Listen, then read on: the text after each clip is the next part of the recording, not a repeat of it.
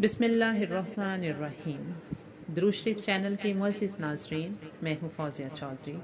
آپ سب دیکھنے اور سننے والوں کو السلام علیکم۔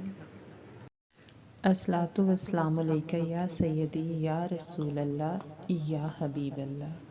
درود پاک کا یہ مشاہدہ مجھے اپنے واٹس ایپ گروپ کی ایک ممبر نے بتایا۔ یہ منڈی بہاولدین کی رہنے والی ہیں۔ کہتی ہیں کہ شادی کے بعد سسرال میں میری کوئی عزت و قدر نہ تھی۔ میں نے 40 دن تک نماز عشاء کے بعد 313 مرتبہ درود خضری پڑھنا شروع کر دیا۔ اللہ تعالیٰ نے درود پاک کی برکت سے مجھے سسرال میں عزت عطا فرما دی۔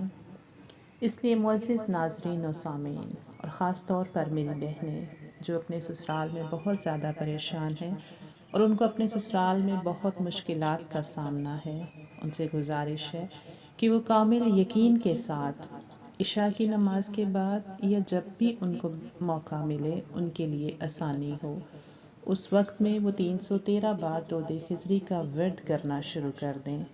انشاءاللہ تعالیٰ اللہ تعالیٰ ان کا یقین کبھی نہیں توڑے گا اور ان کو ان کے گھروں میں اللہ تعالیٰ بہت سکون عطا فرمائیں گے۔